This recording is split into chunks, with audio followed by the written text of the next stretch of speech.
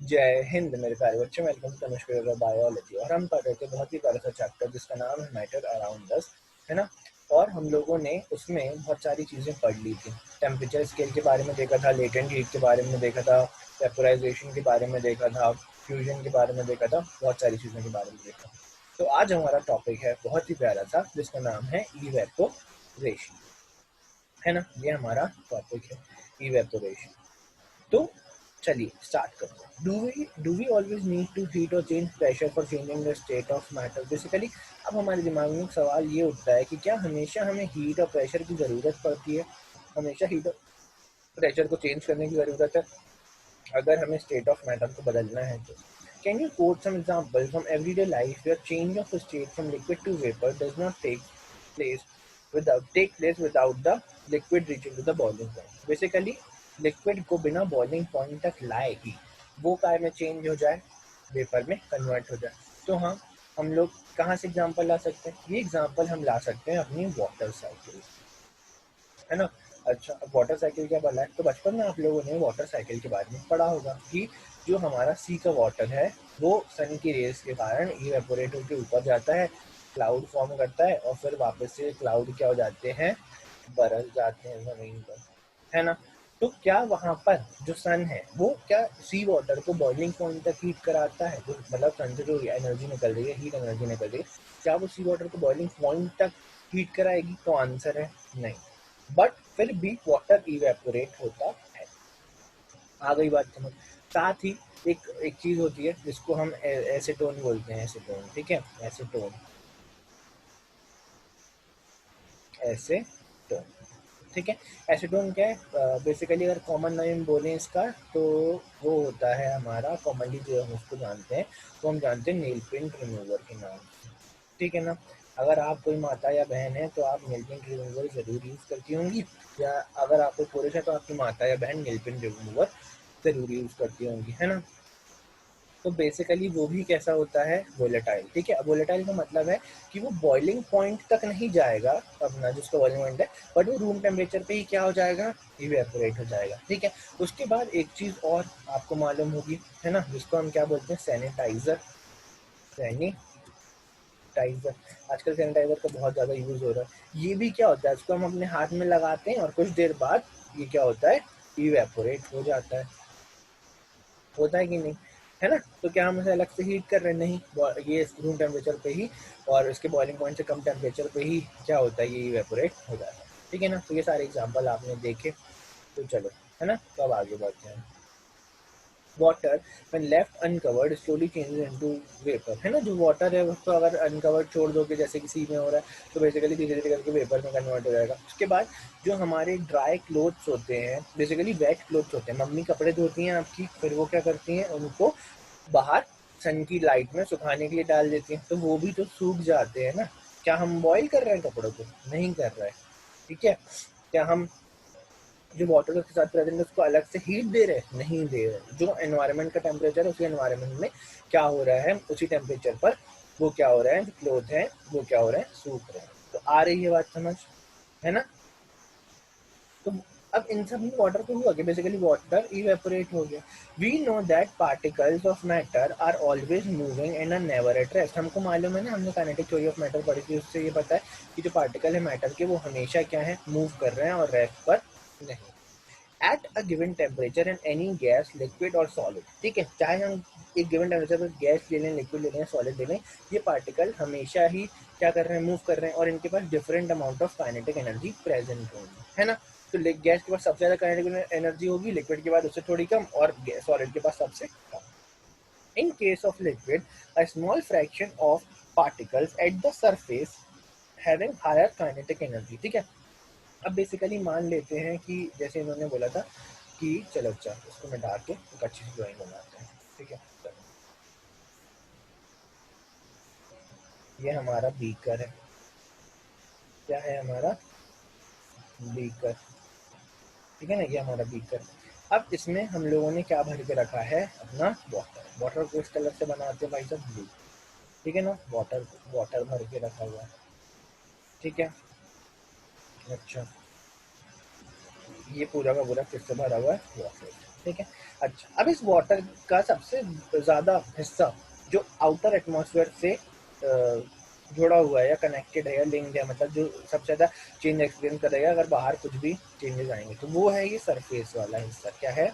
Surface वाला हिस्सा। और ये इजीली क्या हो सकता है? इवेपोरेट हो सकता है। और यहाँ के पार्टिकल्स के पास क्या होगी? हायर काइनेटिक एनर्जी होगी। समझ गए? और ये इजीली क्या कर देंगे? Easily able to break away from the forces of attraction of other particle and gets converted into vapour. और यही वाले जो ऊपर वाले पार्टिकल हैं, यही किस में कन्वर्ट हो जाएंगे? बहुत इजीली वेपर में। किसके अंदर? वेपर में। ठीक है, कोई डाउट? मेरे ख्याल से है ना।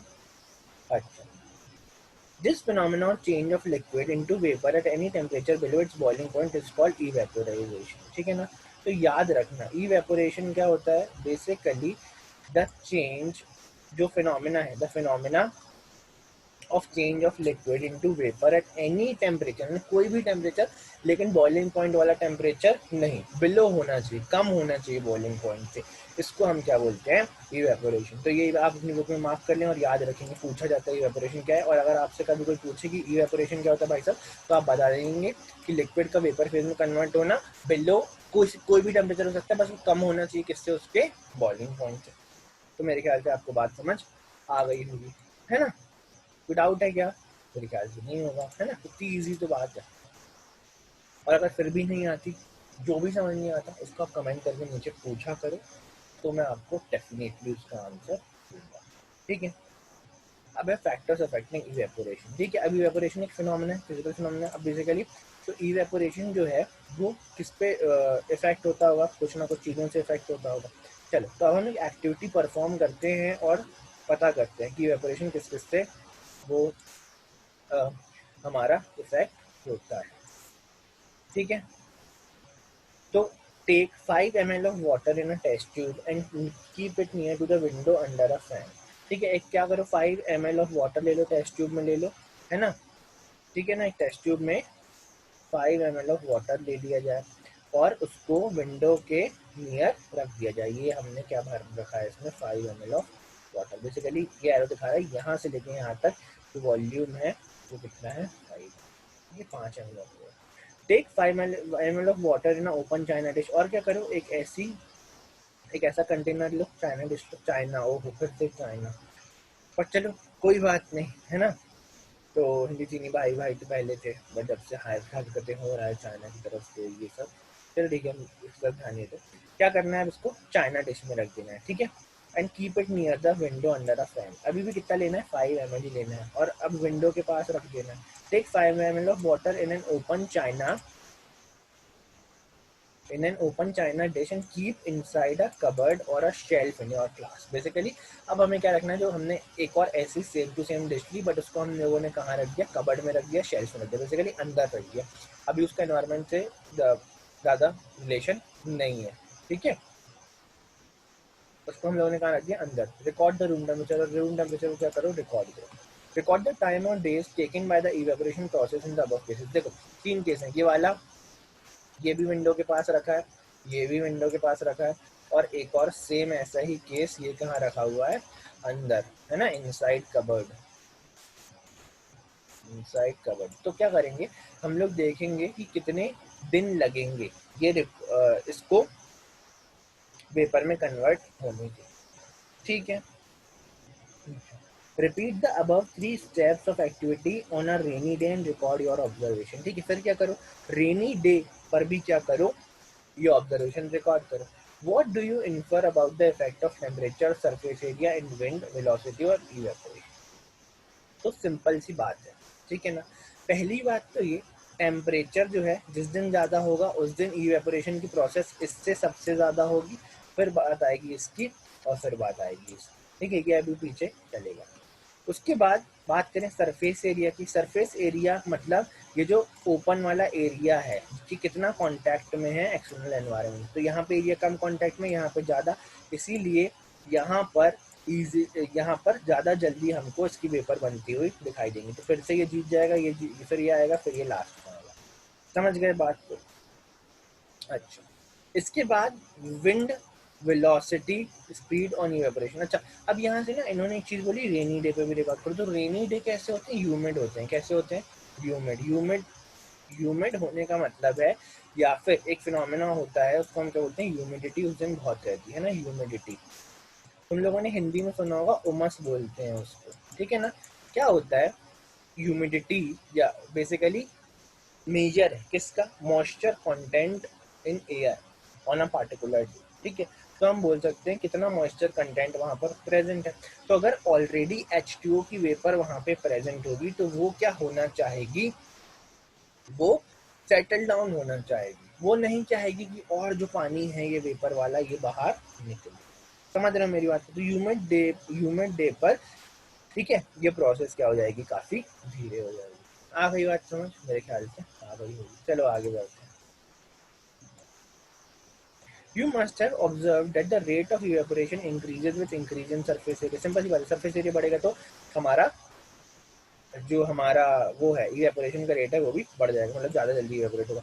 We know that evaporation is a surface phenomena. If the surface area is increased, the rate of evaporation is also increases. Simple सी बात है। While putting for drying, we spread them out, है ना। जब हम क्लोथ्स को सुखाने के लिए डालते हैं तो क्या एक के ऊपर एक डाल देते हैं? नहीं, हम लोग उन्हें फैलाकर अच्छे से दूर दूर डालते हैं, है ना। अच्छा, अब एक टेम्परेचर बढ़ेगा, मालूम है। With the increase in temperature more number of particle get enough kinetic energy to go into the vapour state. इसलिए टेम्परेचर के साथ भी जो हमारा इवेपोरेशन है वो भी बढ़ेगा। तो हम ये बोल सकते हैं जो इवेपोरेशन है वो डायरेक्टली प्रोपोर्शनल है सरफेस एरिया के भी और हमारा टेम्परेचर के भी। समझ गए बात को? इवेपोरेशन, ठीक है। अच्छा, डिक्रीज इन ह्यूमिडिटी। अगर ह्यूमिडिटी कम हो जाएगी, humidity is the amount of water vapour present in air. The air around us can not hold more than a definite amount of water vapor at a given temperature. If the amount of water in air is already high, the rate of evaporation decreases. इसका मतलब हम बोल सकते हैं, मैंने बताया था ना बारिश के दिनों में कम होगा। इसका मतलब हम बोल सकते हैं कि ह्यूमिडिटी के डायरेक्टली इनवर्सली प्रोपोर्शनल होता है इवेपोरेशन। यानी जितनी ज्यादा ह्यूमिडिटी उतना कम इवेपोरेशन। याद रखना, जितनी ज्यादा ह्यूमिडिटी उतना कम इवेपोरेशन। समझ गए? अच्छा, इस रिलेशन को हमने क्या बोला? इनवर्सली प्रोपोर्शनल होना बोला, ठीक है। चलो आगे देखते हैं। हाँ, the increase in wind speed. अगर विंड की स्पीड बढ़ गई तो क्या होगा? It is a common observation that clothes dry faster on a windy day. यानी जिस दिन हवा तेजी से चल रही होगी, मैंने देखो आपको सारे बता दिए थे, बट ये विंडी डे वाला नहीं बताया था, है ना। तो विंडी डे वाला भी यहाँ पे हम डिस्कस कर लेते हैं, ठीक है। तो हम लोगों ने ये ऑब्जर्व किया है कि जिस दिन ज्यादा तेज हवा चल रही होती है उस दिन हम लोगों को ज्यादा जल्दी जो क्लोथ्स हैं वो ड्राई हुए मिलते हैं, है ना। Increase in wind speed, the particles of water vapour move away with the wind. तो वाटर वेपर के पार्टिकल है वो भी क्या बहुत जल्दी मूव हो जाते हैं, decreasing the amount of water vapour. जिससे क्या होगा? आसपास की वाटर वेपर का अमाउंट क्या हो जाएगा? कम हो जाएगा। तो फिर से हवा में किसकी कमी हो जाएगी? वाटर वेपर की। तो वाटर वेपर जो है फिर से बनेंगी कहाँ से? वाटर में, क्लोथ में जो वाटर है वहां से, या कोई और सोर्स भी मिल सकता है उन्हें, ठीक है ना। तो आ गई बात समझ? मेरे ख्याल से आ गई होगी। तो विंड की स्पीड के भी कैसा निकला ये? डायरेक्टली प्रोपोर्शनल, ठीक है ना। डायरेक्टली प्रोपोर्शनल हो जाएगी इवेपोरेशन। जितनी ज्यादा विंड की स्पीड रहेगी उतना ज्यादा क्या होगा? इवेपोरेशन। तो सबके ये डायरेक्टली प्रोपोर्शनल निकला, बस ह्यूमिडिटी के कैसा निकला? Inversely proportional. डायरेक्टली प्रोपोर्शनल का मतलब है बेटा जब ये वाली क्वांटिटी बढ़ेगी तो ये वाली क्वांटिटी भी बढ़ जाएगी। समझ गए? इनवर्सली का मतलब है जब ये वाली बढ़ेगी तो ये वाली कम हो जाएगी, ठीक है। चलो, मेरे ख्याल से तुम लोगों को समझ आया होगा। तो अपन चलते हैं आगे। How does evaporation cause cooling? अब बेसिकली बात ये आती है, सवाल ये आता है कि भाई साहब इवेपोरेशन जो है वो कूलिंग में कैसे हेल्प करती है, ठीक है। In open vessel the liquid keeps on evaporating. अगर एक ओपन वेसल है तो उसमें जो लिक्विड के पार्टिकल है वो लगातार क्या होते रहेंगे? इवेपोरेट होते रहेंगे, है ना। The particle in liquid absorb energy from the surrounding to regain the energy lost during evaporation, ठीक है। बेसिकली क्या होगा? जो पार्टिकल्स होंगे लिक्विड के वो एब्जॉर्ब करेंगे किसको? एनर्जी को, सराउंडिंग से, जो इवेपोरेशन के दौरान लॉस्ट हो गई है। This absorption of energy from the surrounding makes the surrounding cold. और बेसिकली अगर सराउंडिंग से बेसिकली हीट अगर लेते जाएंगे सराउंडिंग से, तो जाहिर सी बात है कि बाहर क्या होगा? टेम्परेचर कम हो जाएगा, क्योंकि अंदर का क्या हो रहा है? बढ़ रहा है। भाई हीट ट्रांसफर होती है ना ज्यादा से कम की तरफ, समझ रहे हो? तो अगर हीट ये सारी खींच लेंगे अपनी तरफ तो होगा क्या, तो होगा कुछ यूं कि जो हमारे पार्टिकल्स हैं ना ये अंदर की तरफ खींच लेंगे, अपनी तरफ ही खींच लेंगे, तो सराउंडिंग्स को क्या कर देंगे, कूल कर देंगे, सराउंडिंग कैसी जाएंगी, कोल्ड। ठीक है ना, समझ गए बात को? अब वो सोच रहे होंगे कि सर ये एनर्जी इवेपोरेशन के दौरान कैसे यूज हो रही, तो भाई मेरे जो काइनेटिक एनर्जी होती है वही, जो भी हीट एनर्जी मिलती है वो अल्टीमेटली किसको बढ़ाती है, काइनेटिक एनर्जी को, पार्टिकल, है ना, हीट एनर्जी है जो कि पार्टिकल ने, और वो किस में कन्वर्ट हो गया, वेपर में कन्वर्ट हो गया और एस्केप आउट हो गया। ठीक है, इवेपोरेशन के दौरान ऐसा हुआ, तो एनर्जी लॉस्ट हुई कि नहीं हुई, जो लिक्विड था उससे एनर्जी लॉस्ट हुई ना, तो वो लिक्विड कहाँ से लेगा एनर्जी, सराउंडिंग से लेगा। समझ गए बात? अब मेरे ख्याल से चमक गया होगा, अब तुम समझ गए होगे। ठीक है, चलो आगे। What happens when you pour some acetone on your palm? देखो वही लिखा है ना, what happens when you pour some acetone या फिर nail polish remover on your palm, अपनी हथेली पे अगर एसिटोन डालोगे तो क्या होगा, तो particle gain energy from palm और surrounding and evaporate causing the palm to feel cool. हम लोगों को क्या होगा, जो हमारा हाथ हथेली है वो ठंडी ठंडी सी लगेगी और इवेपोरेट हो जाएगा क्या, हमारा एसिटोन तुरंत के तुरंत। ठीक है ना, वो जो हमको जानते हैं ना, हम अपनी बॉडी का टेम्परेचर भी हमारा ज़्यादा होता है ना, हमारी बॉडी का टेम्परेचर 37 डिग्री सेल्सियस होता है ना, तो बेसिकली वो वहाँ से भी क्या होता है, एनर्जी ले लेता है, और जो सराउंडिंग की एनर्जी वो भी ले लेता है, और जो पार्टिकल तुरंत क्या होते हैं, इवेपोरेट हो जाते हैं, और हमारा हाथ कैसा लगता है, ठंडा।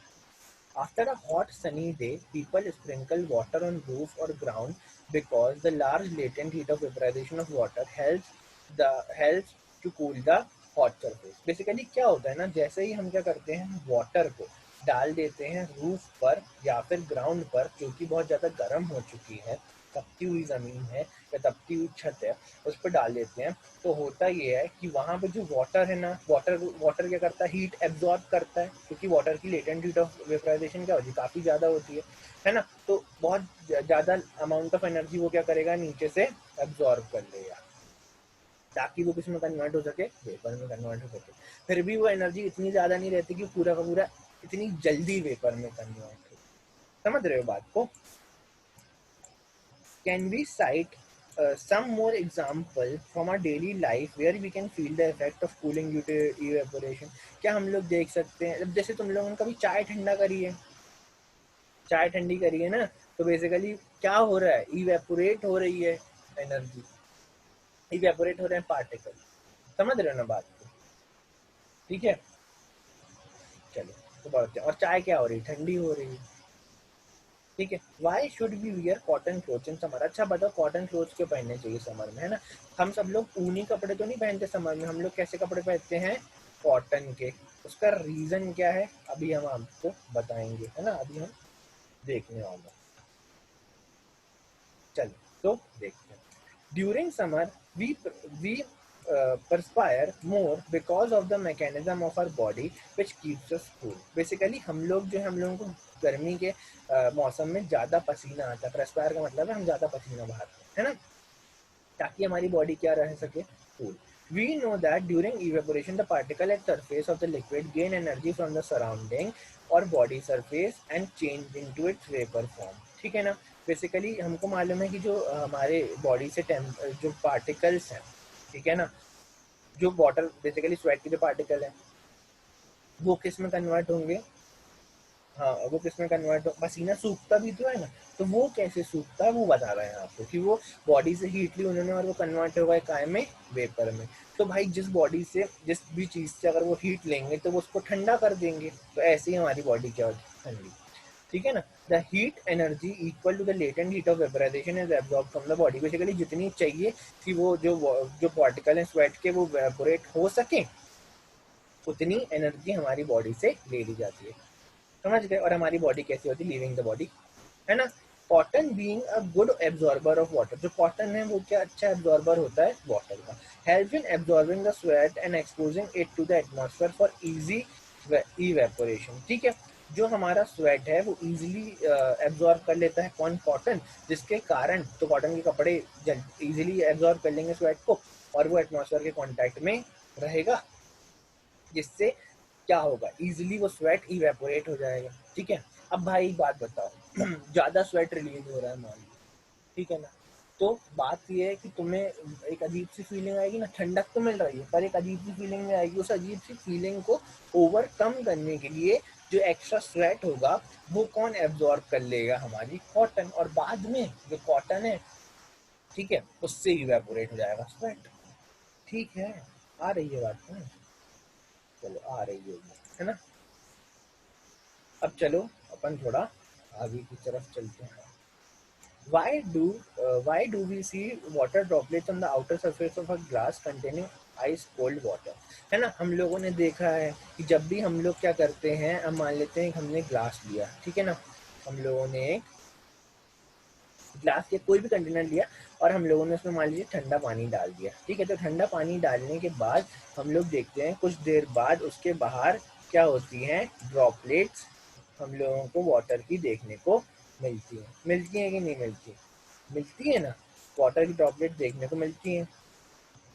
तो अब उस बात का रीजन क्या है हम लोग वो जानेंगे। तो चलिए जानते हैं, ठीक है, ठीक है ना। चलो तो अपन लोग, हाँ, तो उससे पहले ना हम एक इमेज देख लेते हैं, ये आइस कोल्ड वाटर की, ठीक है।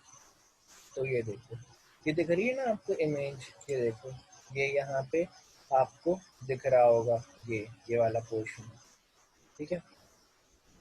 ये बाहर कैसे पानी की ड्रॉपलेट्स जमी हुई है, दिख गई? अ, एक सेकेंड, मेरे ख्याल से अब देखी होंगी। अब देखा, मैंने स्क्रीन शेयर करना भूल गया था। चलो अब दिख रहा होगा मेरे ख्याल से, दिख रहा है ये, ठीक है।